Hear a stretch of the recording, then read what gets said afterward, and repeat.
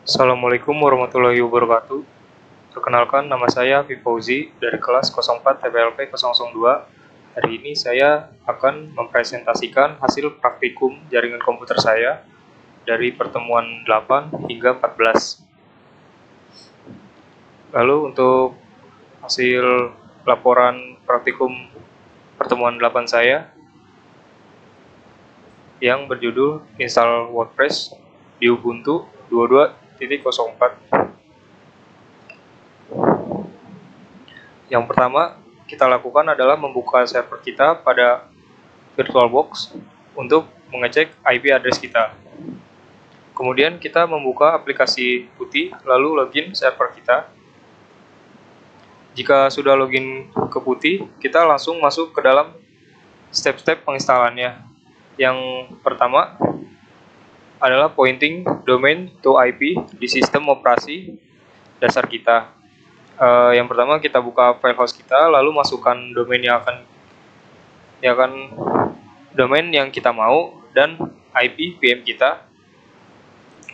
Sebagai catatan, lokasi file host ada di Windows C, Windows System 32, drivers, etc. Kemudian kita melakukan testing IP kita di CMD. Step kedua yaitu membuat DB, username dan password. Pertama kita membuka phpMyAdmin kita. Kemudian klik baru pada basis data, lalu beri nama dbname, lalu pilih general CI, lalu klik buat. Kemudian kita pergi ke hak akses, lalu klik add user account. Kemudian kita membuat DB host dan DB bus, masukkan nama pengguna dan password, lalu scroll ke paling bawah, kemudian klik kirim. Jika sudah, kita pergi ke akun pengguna untuk mengecek apakah akun berhasil dibuat. Jika sudah, kita tes login ke dalam akun yang sudah kita buat. Untuk step yang ketiga, yaitu download WordPress-nya. Pertama, kita masuk ke folder var www.html, lalu kita ketik cd/var/www/html, lalu buat folder WordPress. Di dalam folder tersebut yaitu sudo mkdir WordPress. Kemudian masuk ke folder WordPress yang telah dibuat, ketik cd WordPress, kemudian WordPress, lalu download file installer WordPress pada link berikut menggunakan widget. Linknya adalah sudo widget https://wordpress.org/latest.zip. Kemudian step yang keempat adalah ekstrak. Kita mengekstrak WordPress-nya, yang langsung saja kita mengunzip-nya dengan mengetik unzip latest.zip. Kemudian cek folder WordPress hasil ekstrak dari file .zip, yaitu kita ketik ls-la, lalu ketik cd WordPress, kemudian sudo apt install mc, kemudian ketik mc untuk melihat semua directory. Lalu step kelima adalah setting ownership dan permission. Cek terlebih dahulu isi file dan folder pada folder /root. Ketik sudo chown -r www.windata WordPress untuk mengatur permission owner agar bisa diakses. Seperti ini. Lalu ketik sudo chmod -r 755 WordPress, lalu ketik ls-la untuk melihat status kepemilikan perizinan file WordPress. Jika sudah, step yang keenam adalah install WordPress-nya. Pertama, kita login ke webmin kita, lalu tambahkan virtual host dengan cara ke menu server, Lalu Apache Web Server, setting port menjadi 80 dan 443. Lalu kemudian arahkan dokumen root ke folder WordPress. Seperti ini. Centang allow access, lalu tambahkan server name, ketik port 80, lalu create. Lalu hal yang sama kita lakukan, tambahkan port 443 jika sudah apply change pada kanan atas layar. Lalu buka kembali domain kita, WordPress pun berhasil kita install dan kita hanya perlu membuat dan men-setting WordPress kita. Masukkan database name, username, password, dan database host. Seperti ini. Kemudian kita melakukan tes login ke WordPress yang telah kita buat. Ini adalah tampilan WordPress seperti ini. Ini tampilan WordPress yang sudah saya buat yang berdomain avipauzi.id. Kesimpulan pada pertemuan kali ini yaitu WordPress adalah sistem manajemen konten CMS yang digunakan untuk membuat dan mengelola situs web. Lalu dengan adanya WordPress, Anda dapat membuat berbagai jenis situs web termasuk blog pribadi, situs bisnis, toko online, dan lain-lain. WordPress sendiri memiliki antarmuka yang user-friendly sehingga memudahkan pengguna untuk mengatur konten, mengubah tampilan situs, dan mengelola pengguna. Secara keseluruhan, WordPress adalah platform yang populer, fleksibel, dan dapat disesuaikan yang memungkinkan siapapun untuk membuat situs web dengan mudah tanpa memerlukan pengetahuan pemrograman yang mendalam.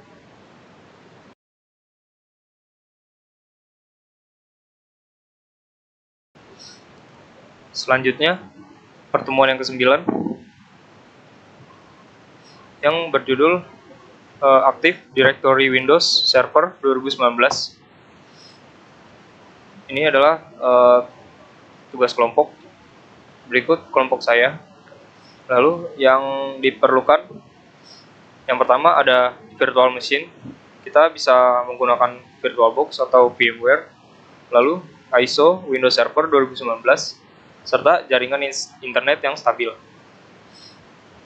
Langsung saja untuk proses instalasi Windows Server 2019, kita buat virtual mesinnya terlebih dahulu.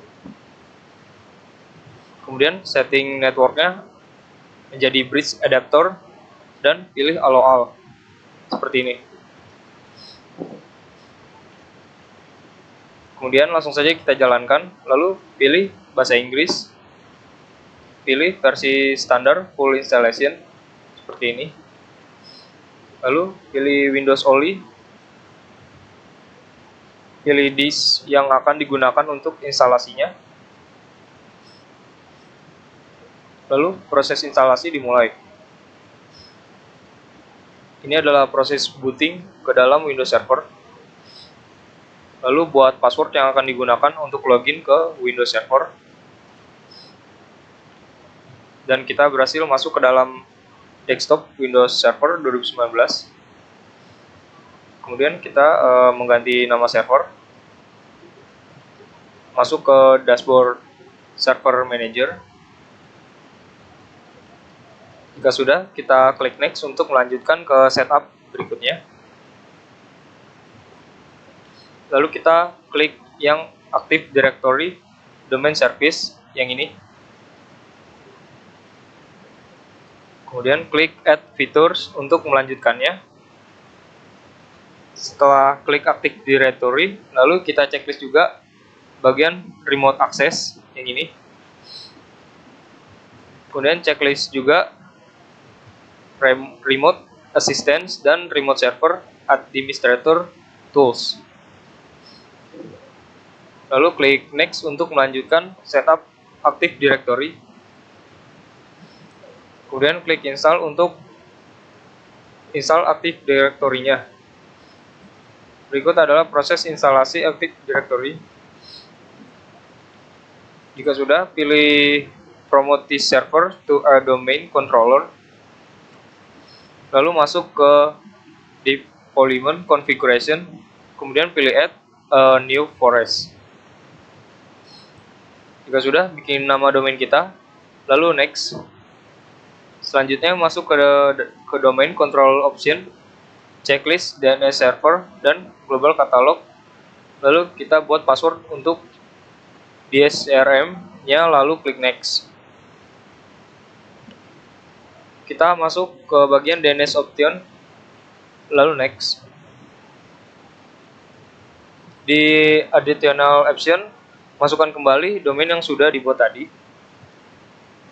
Pilih lokasi penyimpanan untuk ADDS, database, lalu next.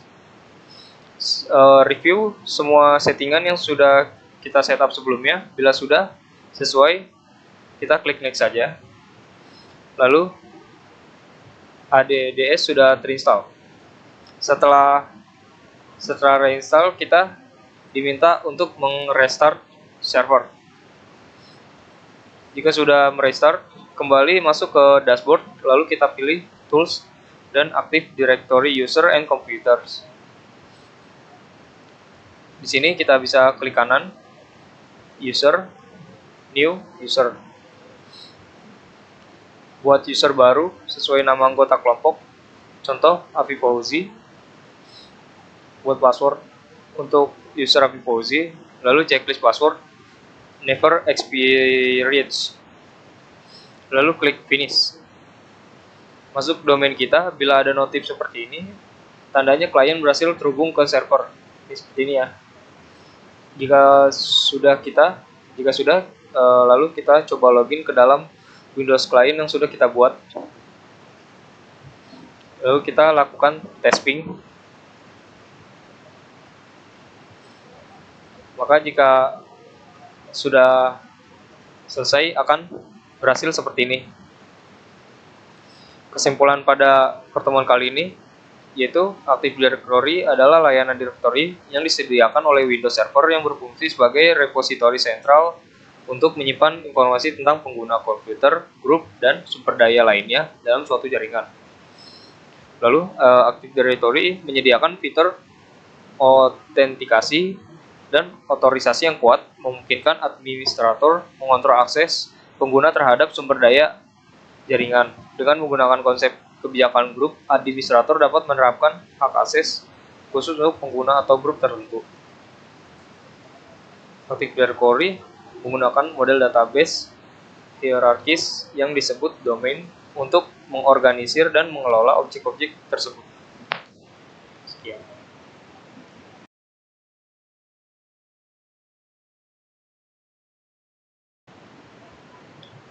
Selanjutnya, kita ke pertemuan yang ke-10, yaitu berjudul Simulasi Membuat VPN Server Mikrotik CHR di VirtualBox. Pertama, kita men-setting network adapter 1 dan 2 seperti di gambar bawah ini untuk mikrotiknya. Seperti ini. Lalu klik menu tools pada VirtualBox untuk melihat IP-nya. Lalu langsung saja kita jalankan mikrotiknya. Kemudian kita membuka Winbox, pilih IP untuk login.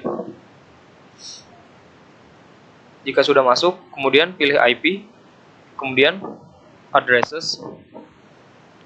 Kemudian buat address baru, isi sesuai seperti ini atau sesuai dengan IP kita. Lalu buka IP pool, kemudian buat IP pool sesuai seperti ini.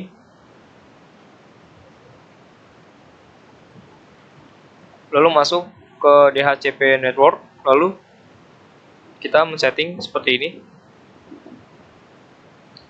Kemudian kita pergi ke DHCP server, masukkan seperti ini. Lalu pergi ke menu PPP, kemudian PPTP server, lalu kita juga men-setting seperti ini. Jika sudah, klik OK. Kemudian pergi ke menu secrets, lalu isi sesuai seperti ini. Kemudian kita kembali ke VirtualBox untuk men-setting Windows seperti berikut. Lalu kita jalankan saja Windows kita. Kita masuk ke Network and Sharing Center. Lalu masuk ke Local Area Connection. Kemudian klik Details. Lalu kita lihat apakah sudah sesuai dengan IP yang berada di Winbox. Lalu kita kembali, kemudian pilih Setup New Connection or Network. Lalu pilih Connect to a Workplace. Lalu pilih VPN, kemudian klik Next. Pilih Use My Internet Connection, VPN. Lalu pilih I'll set up an internet connection later. Masuk IP address-nya seperti ini. Lalu buat username dan password VPN-nya. Jika sudah, kita langsung saja mencoba mengkonekkannya. Ini seperti ini. Lalu login username dan password VPN-nya. Kemudian kita klik connect. Lalu kita cek apakah sudah terconnected atau belum. Jika sudah, tampilannya akan seperti ini. Kesimpulan pertemuan kali ini, VPN server dan mikrotik adalah dua konsep yang berbeda tetapi saling terkait dalam konteks penggunaan jaringan. VPN server digunakan untuk menciptakan koneksi aman dan terenkripsi untuk mengakses jaringan dari jarak jauh. Sementara mikrotik adalah solusi perangkat keras dan perangkat lunak yang dapat berfungsi sebagai VPN server. Mikrotik Router OS dengan dukungan protokol VPN yang luas memungkinkan pengguna untuk mengkonfirmasi dan mengelola server VPN dengan mudah. Dengan menggabungkan pengguna VPN server dan mikrotik, pengguna dapat membangun infrastruktur jaringan yang aman, fleksibel, dan handal.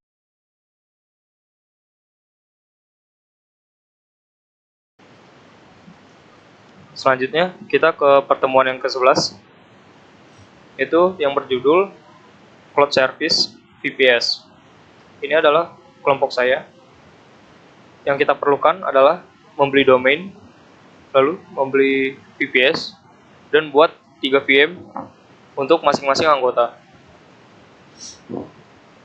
VPS sendiri adalah sebuah konsep dalam komputasi atau cloud computing yang memungkinkan pengguna untuk memiliki akses dan kontrol penuh terhadap sebuah server virtual yang berjalan di atas infrastruktur fisik yang sama dengan server lainnya. Langsung saja, yang pertama kita membeli domain terlebih dahulu melalui idcloudhost.com. Di sini kita membeli domain yang .my.id. Pembayaran bisa melalui apa saja. Kita melakukan kita melalui dana untuk pembayarannya. Lalu kita diminta untuk memasukkan data-data terlebih dahulu. Kemudian billing account VPS-nya sudah jadi. Lalu kita membuat 3 buah VM. Setelah akun sudah kita top up saldo terlebih dahulu untuk membeli VM-nya, di sini kita top up saja sebesar 60.000 untuk menjalankan VM-nya selama sebulan.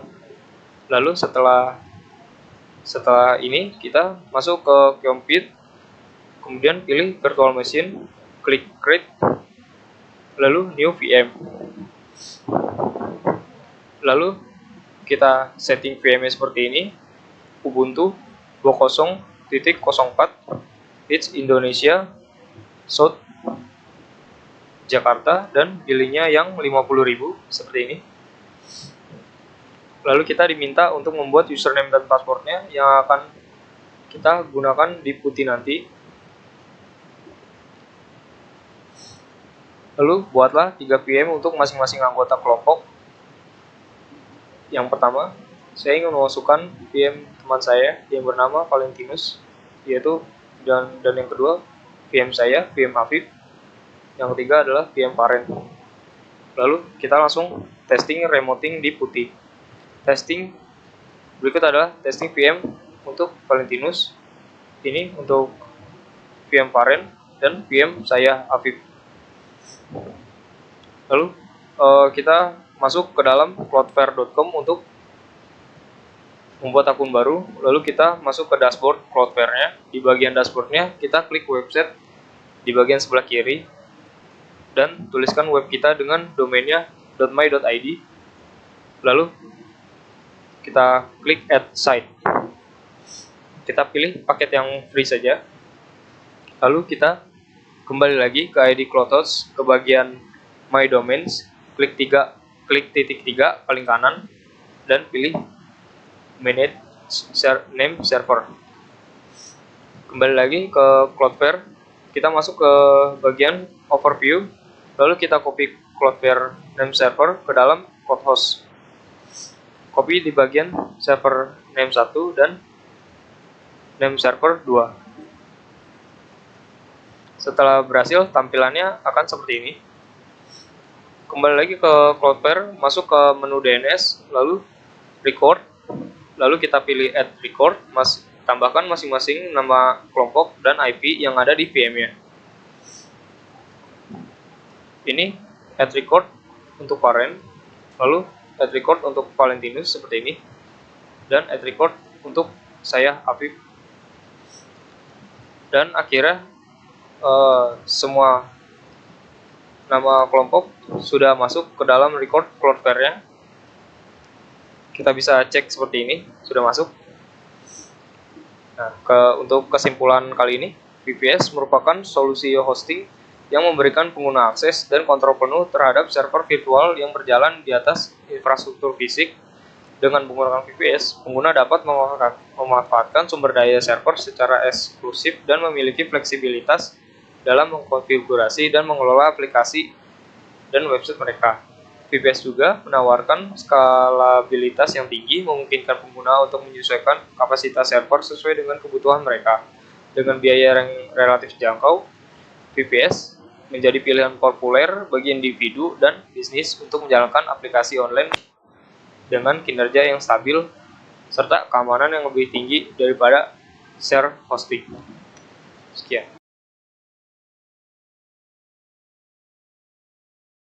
Lanjut ke pertemuan 12, yaitu yang berjudul instalasi web server dan WordPress pada VPS. Pertama-tama kita nyalakan dulu CloudHost kita, lalu kita login ke PATI sesuai dengan IP kita. Kemudian install Apache Web Server. Kita bisa mengetik sudo apt install update dulu. Lalu kita ketik sudo apt install apache 2 -y. Dan berikut adalah proses instalasinya. Lalu ketik systemctl status apache 2. Lalu kita lihat jika berhasil akan muncul tanda active running. Kemudian kita ketik sudo apt install widget nano -y.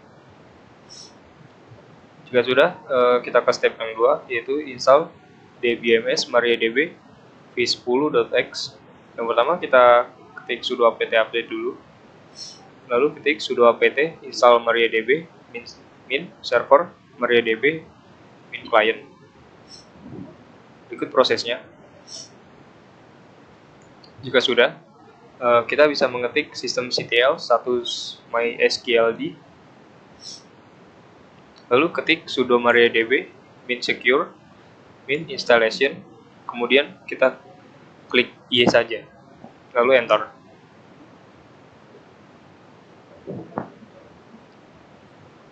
Lalu kita masukkan password, lalu enter lagi, lalu kita ketik y lagi, lalu enter. Kita ketik y saja, terus hingga tampilan seperti ini. Lalu kita tes login root mariadb dengan mengetik mysql min u root min p. Lalu step yang 3, install php package. Kita bisa mengetik sudo apt install php lib apache 2 min mood min php php min core min gd, lalu php min mb3 php min xml php min xml rpc php min shop php min intl php min zip min y. Berikut prosesnya. Lalu kita bisa mengetik script berikut. Agak lumayan panjang memang, seperti ini. Berikut prosesnya.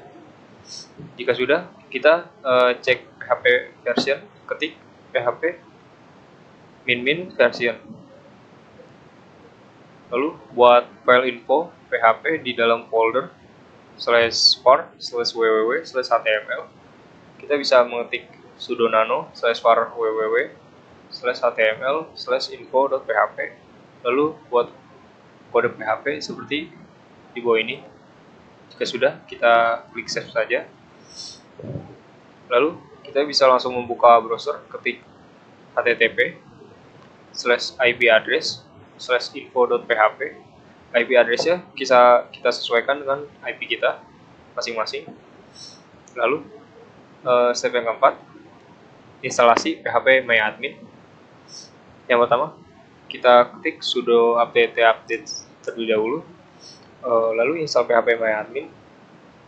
Kita bisa mengetik sudo apt install PHP min mbstring min php zip php min gd php min json php min core, lalu PHP MyAdmin. Jika sudah, kita enter saja. Lalu akan diarahkan ke tampilan berikut. Pastikan web server Apache diberikan tanda bintang seperti ini. Lalu kita klik OK saja. Lalu klik yes. Masukkan password, lalu klik OK. Selanjutnya kita tes login ke PHP MyAdmin. Ketik di browser http:/IP address/php MyAdmin. Seperti tadi, IP-nya sesuai dengan punya kita masing-masing. Lalu tes masukkan ID dan password. Step yang kelima, kita menginstal Webmin. Yang pertama, kita update repository dulu dan sisipkan repository kode Webmin pada akhir baris file source list di folder /etc/apt. Kita bisa mengetik sudo apt update dulu, lalu sudo nano /etc/apt/source.list, lalu ketik dep http://webmin.com/download/repository search contrib. Jika sudah, kita langsung saja copy dan paste pada baris paling bawah, lalu save dan exit. Lanjut ke terminal, jalankan kode berikut: sudo wget min key min o min http://www.webmin.com/jcameroon/k.asc, lalu sudo apt min key add. Jika sudah, kita ketik lagi sudo apt update, lalu install Webmin-nya sudo apt install Webmin. Berikut prosesnya. Cek service status Webmin menggunakan komen di bawah ini, systemctl status Webmin. Jika benar, maka akan muncul active running seperti berikut ini. Selanjutnya, tes akses Webmin Anda dengan cara membuka browser https:/IP address kita /2 port 10.000, lalu login ke Webmin seperti ini. Kemudian step yang keenam, install Sharebot. Kita bisa ketik sudo apt install Sharebot python 3 min sharebot min apache min y seperti ini. Lalu step yang ketujuh, ini adalah additional software. Langkah ini merupakan instalasi software tambahan untuk mendukung operasional server saja. Pertama, kita ketik sudo apt install GraphQuiz Aspel GoScript Clamp Nmap min y. Berikut prosesnya. Lalu step yang ke-8 adalah firewall setting. Cek firewall yaitu sudo ufw status, kemudian buka akses untuk SSH22 HTTP port 80/TCP HTTPS 443/TCP DBMS MariaDB port 3306/TCP webmin port 10.000/TCP dengan cara ketik sudo ufw allow 22/TCP sudo ufw allow 80/TCP sudo ufw allow 443/TCP lalu sudo ufw allow 3306/TCP sudo ufw allow 10.000/TCP. Lalu aktifkan firewall saja dengan cara sudo ufw enable, lalu cek status firewall sudo ufw restart, lalu restart status firewall sudo ufw status. Akan tampilan seperti ini. Kemudian kita time zone setting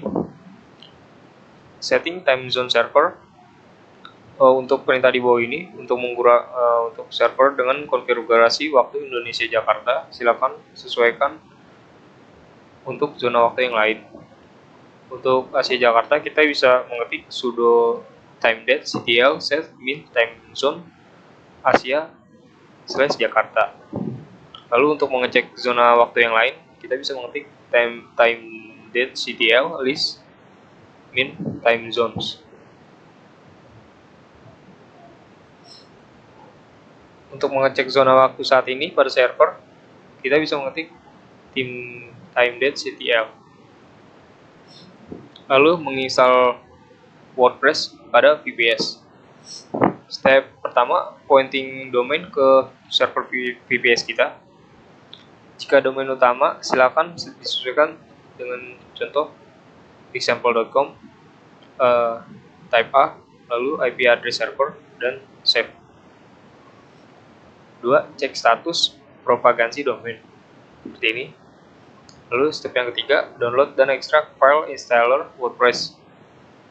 Silakan menuju ke folder var/www/html untuk menggunakan perintah di bawah ini.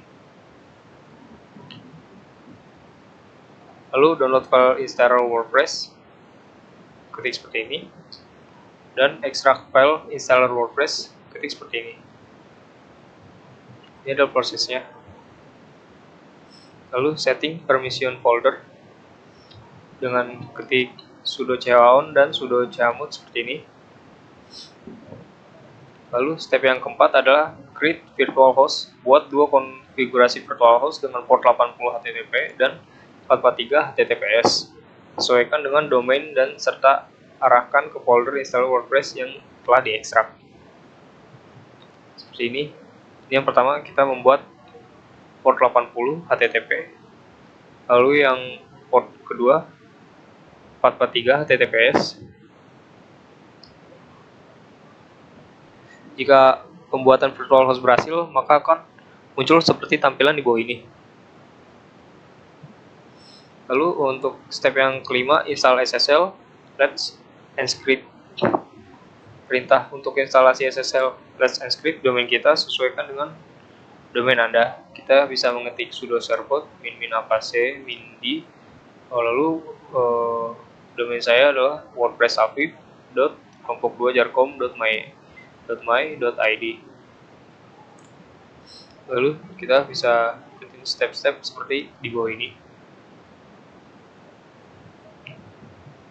Jika berhasil menginstal sertifikat SSL, silakan cek status sertifikat SSL pada browser Anda seperti Google Chrome, Mozilla, dan browser lainnya. Lalu step yang keenam, create database untuk WordPress di MariaDB. Login terlebih dahulu ke phpMyAdmin sesuai dengan IP kita. Lalu masukkan username dan password. Root MariaDB, klik user account, lalu add user account. isi nama username akses MariaDB, password akses MariaDB, serta buat database sesuai username dan MariaDB dan beri akses username terhadap database yang dibuat. Lalu scroll ke bawah, lalu klik Go. Kemudian kita login akun WordPress serta database-nya. Jika user WordPress dan database WordPress berhasil dibuat, maka akan dapat login dan muncul tampilan di bawah ini. Yang step yang ketujuh adalah install WordPress-nya. Balik ke install WordPress, kita buka link dari browser Anda, lakukan seperti angka di bawah ini. Isi database name, username, password database host sesuai konfigurasi kita pada step yang 6 tadi. Isi informasi login backend WordPress Anda seperti ini. Harap diingat username dan password WordPress-nya agar bisa login ke dalamnya. Jika sudah berhasil akan muncul seperti ini. Lalu kita login menggunakan username dan password WordPress kita. Berikut adalah tampilan login ke dalam panel admin WordPress akan muncul seperti tampilan bawah ini. Tampilan berikut adalah halaman front-end WordPress. Untuk step yang ke-8, finishing, setting permission WordPress, kita bisa mengetik script ini. Untuk kesimpulan kali ini, VPS adalah bentuk hosting yang menggunakan virtualisasi untuk membagi satu server fisik menjadi beberapa server virtual yang terisolasi satu sama lain. Setiap server virtual memiliki sumber daya yang terdedikasi termasuk RAM, CPU, dan penyimpanan, sehingga memberikan pengalaman mirip dengan memiliki server fisik tersendiri. Sekian.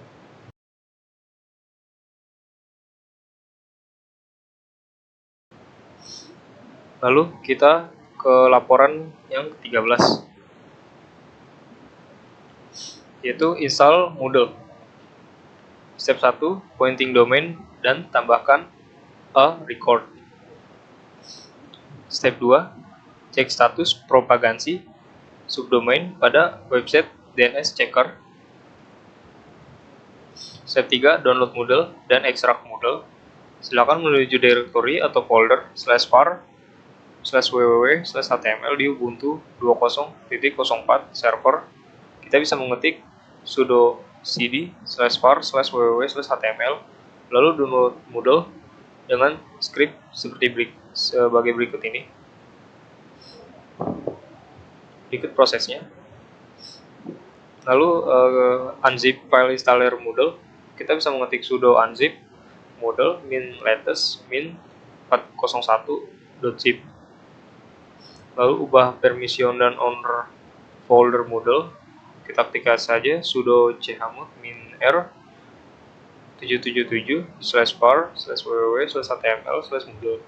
Lalu sudo chown min r www/min data/var/www/html/moodle. Step yang keempat, create Moodle data. Buat folder Moodle data di dalam folder /var. Kita bisa mengetik sudo mkdir/var/Moodle data, lalu ubah permission dan owner folder Moodle datanya. Kita bisa memasukkan script berikut. Lalu step yang kelima, create virtual host. Buat dua konfigurasi virtual host untuk port 80 HTTP dan port 443 HTTPS. Lalu sesuaikan dengan domain Anda, lalu arahkan ke folder /var/www/html/moodle. Berikut untuk port 80. Nah, berikut untuk port 443. Step ke-6 ya, create database. Buat Moodle database via PHP admin. Buat username serta database untuk instalasi Moodle. Selanjutnya geser ke bawah, klik Go untuk membuat username dan passwordnya serta database Moodle. Seperti ini. Lalu step yang ke-7, install SSL, Let's and Script. Install sertifikat SSL and Script. Kita bisa mengetikkan script sebagai berikut ini. Lalu domainnya sesuaikan dengan punya kita masing-masing. Step yang ke-8, install Moodle-nya. Kita pilih bahasa dulu, lalu next. Pastikan web address sesuai dengan punya kita, lalu setting seperti di gambar. Pilih database driver, lalu MariaDB native/MariaDB. Lalu klik next, lalu setting isi sesuai dengan di gambar ini. Jika sudah, kita klik next saja, lalu kita klik continue. Jika sudah masuk ke tampilan seperti ini, kita langsung saja scroll ke bawah, klik continue, lalu tunggu loading.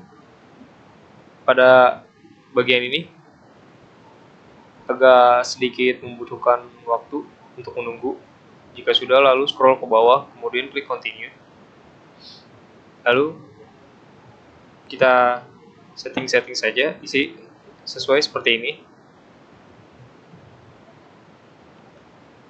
Jika sudah, maka kita berhasil menginstal Moodle. Kita bisa juga membuat course sesuai keinginan kita. Berikut adalah contoh course yang sudah saya buat. Yang pertama ada basis data, lalu praktikum jaringan komputer, dan struktur data. Untuk closingnya, kita ketik saja sudo min r 750/var/www/html/moodle. Untuk kesimpulan kali ini, Moodle adalah singkatan dari Modular Object Oriented Dynamic Learning Environment yang merupakan platform perangkat lunak sumber terbuka yang dirancang untuk membantu dalam pembelajaran dan pengajaran secara online.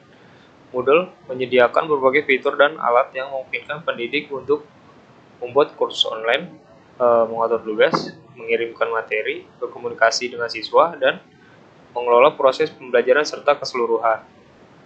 Sekian.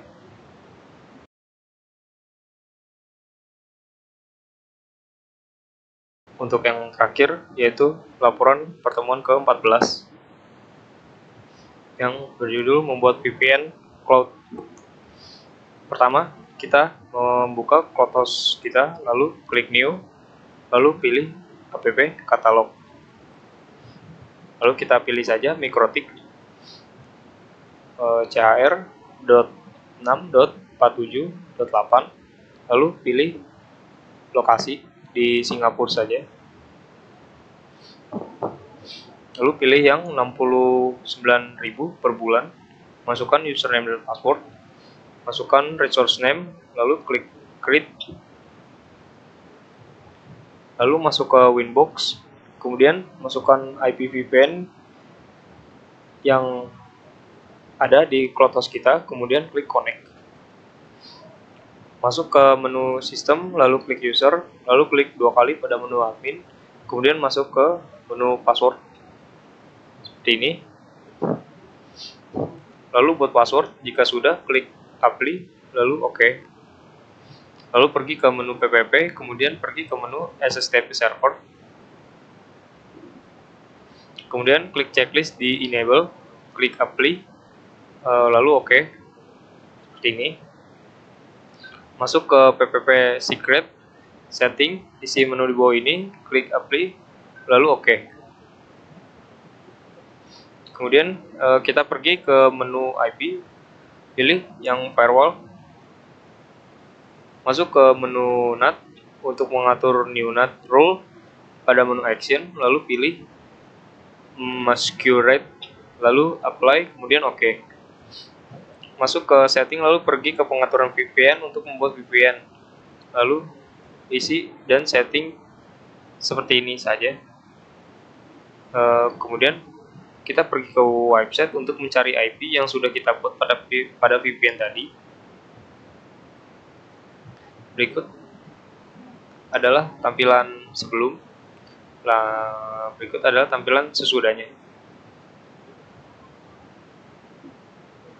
Dan untuk kesimpulan, VPN Virtual Private Network adalah teknologi yang memungkinkan pengguna untuk membuat koneksi aman dan terenkripsi melalui jaringan publik seperti internet dengan menggunakan VPN.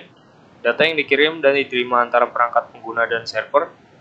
Tujuan Tujuannya dilindungi dari akses yang tidak sah atau pengawasan oleh pihak ketiga.